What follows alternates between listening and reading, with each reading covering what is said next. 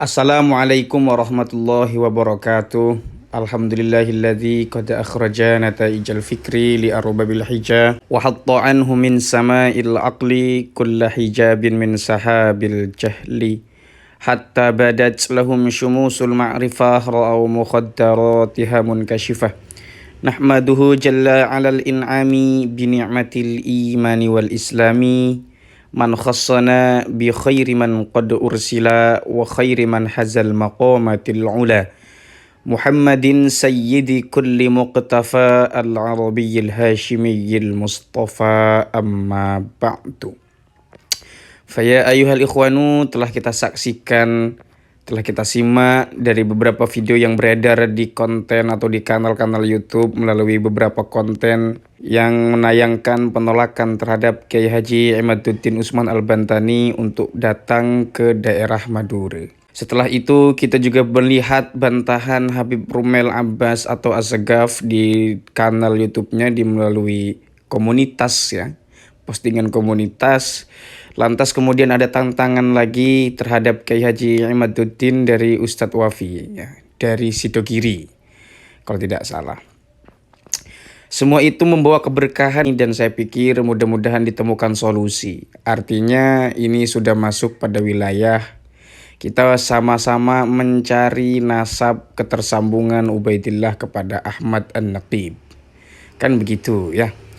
Soal pelarangan kedatangan Kiai Haji Imaduddin ke Madura itu sudah banyak yang membahas, termasuk Kiai Hanan punten dan juga Gus Fuad Pleret juga sudah memberitahu tentang tanda tangan yang terindikasi palsu.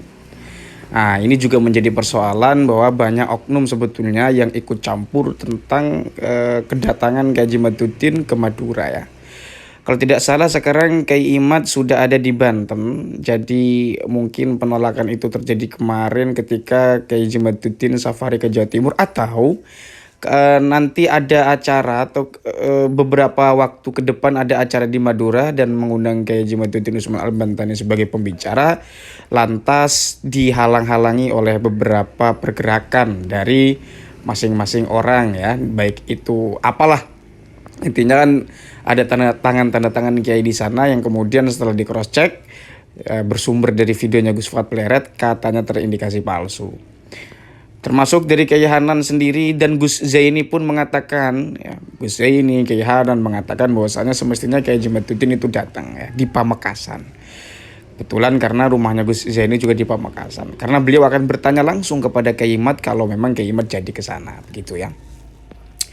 Nah, mudah-mudahan saja Kiai Haji Imaduddin Usman Al-Bantani ini kita doakan mudah-mudahan jadi bertandang ke Madura agar bertemu dengan para pakar-pakar YouTuber di sana. Kita tahu di sana tempatnya Gus Zaini, dekat juga dengan Romo Kiai Hanan, dan banyak sekali ulama-ulama Madura, atau memang Madura itu dikenal sebagai daerah yang melahirkan tokoh-tokoh intelektual. Literasinya bagus, tradisi literasinya bagus, banyak tokoh-tokoh yang keluar dari sana. Kita tahu ada Mahfud MD di dunia kesenian, ada Kiai Haji Zawawi Imron dan sebagainya dan sebagainya. Banyak sekali orang-orang kaum intelektual dari berbagai bidang, baik bidang pesantrenan, akademisi, seniman, penyair, banyak yang dari Madura ini. Kira-kira seperti itu. Salam untuk orang-orang Madura nggih. Dan soal tantangan Ustadz Wafi Sidogiri, mudah-mudahan ini juga terlaksana dialektika antara keduanya Kiai Haji Imaduddin dengan Ustadz Wafi tersebut. Tetapi perlu diingat bahwa Kiai Haji Imaduddin Usman Al-Bantani itu sudah diwanti-wanti oleh banyak orang. Kalau kita melihat di pergerakan YouTube awal-awal, Kiai Haji Imaduddin Usman Al-Bantani ingin berdebat dengan siapapun. Itu artinya kan secara mutlak tanpa qaid bila qaidin syartiyin ya. Tanpa ada kait syarat, ikatan syarat harus ini harus itu. Tetapi makin ke sini makin dipersempit dengan kait syarat harus dari Ba'alawi kan begitu. Nah, ini sebetulnya teman-teman kita harus sikapi atau menyimaknya dari sisi pergerakan politik ya, bukan politik dalam pengertian politik partai itu bukan. Tapi kestabilan ya, karena kan kita melihat banyak sekali hunjaman dalam tanda petik, bantahan yang dilayangkan kepada Kiai Haji Imaduddin Usman Al-Bantani yang adalah seorang diri mulai dari kanal YouTube, tulisan segala macam. Nah, itu saya pikir untuk kestabilan itu saja. Oleh karena itu, jikapun Kiai Haji Madhuddin Usman Al-Bantani hanya ingin berdebat dengan Ba'alawi, saya pikir mudah-mudahan Ustadz Wafi Sidogiri ini dapat menerbitkan kitabnya yang katanya lagi dianggit sekarang, sudah sampai 40 halaman ya kalau sependek pengetahuan saya. Mudah-mudahan Ustadz Wafi dapat menerbitkan kitabnya, dan mudah-mudahan nanti setelah diterbitkan akan ditanggapi oleh Kiai Haji Madhuddin Usman Al-Bantani. Tapi sejauh ini belum ada dari kalangan Ba'alawi atau yang mewakili RA yang siap untuk berdialog dengan Kiai Haji Madhuddin Usman Al-Bantani. Saya pikir ini diposisikan bukan sebagai pertentangan atau perselisihan, tapi dalam rangka mencari kebenarannya. Kiai Mad dengan posisinya dan Ustadz Wafi pun dengan posisinya. Jadi masing-masing harus memang posisi adalah dijadikan sebagai alat untuk kestabilan itu sendiri, yaitu mencari kebenaran tentang ketersambungan nasab Ubaidillah bin Ahmad. Sekali lagi ini dalam rangka mencari ketersambungan nasab Ubaidillah bin Ahmad An-Naqib ya. Konon saya sudah mendengar juga clue dari Ustadz Wafi ini sudah menemukan manuskrip di abad ke-7 tentang ketersambungan nasab Ubaidillah, dan Ustadz Wafi ini juga mempersoalkan tentang pertanyaan kitab sezaman, di manakah kitab sezaman yang menyebutkan nama Ubaidillah. Itu dipersoalkan dan dipermasalahkan oleh Ustadz Wafi. Tapi kalau kita balik lagi merujuk pada Dr. Manachem Ali, itu justru mengatakan data sezaman itu sangat penting. Dan bahkan Dr. Manachem Ali melakukan banding bahwasanya data sezaman itu tidak hanya dibutuhkan di dalam kalangan internal atau dari keluarga internal, tapi dari eksternal, yaitu ulama nasab itu harus mencatatnya. Nah, itu akan dibandingkan dengan data Nabi Muhammad manuskripnya yang tahun 600 sekian di Yunani.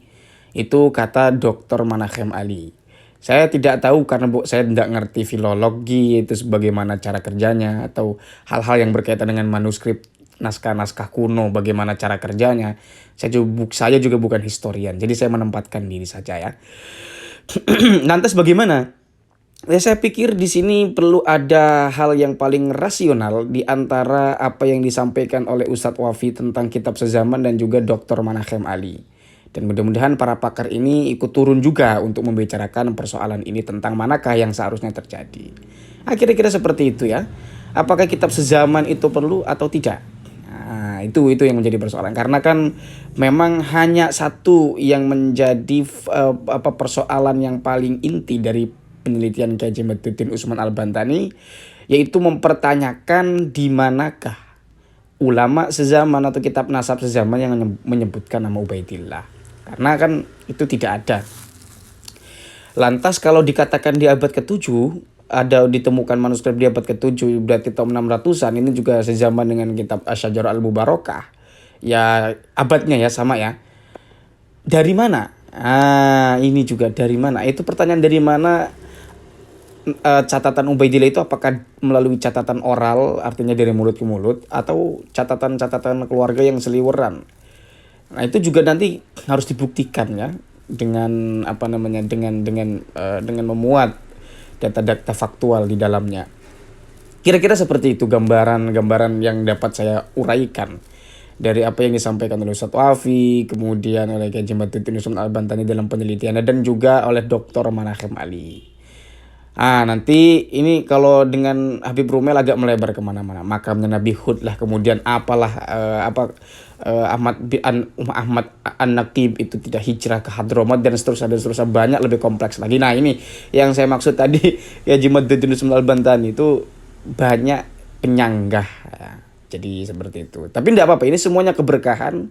Kita kaji sebagai khazanah ilmu pengetahuan untuk menambah wawasan kita, ilmu pengetahuan kita. Ya, kira-kira seperti itu. Saya mohon maaf apabila ada kekurangan, ada kesalahan, dan mudah-mudahan ada manfaatnya walau satu huruf. Hadanallahu wa iyyakum ajma'in. Wassalamualaikum warahmatullahi wabarakatuh.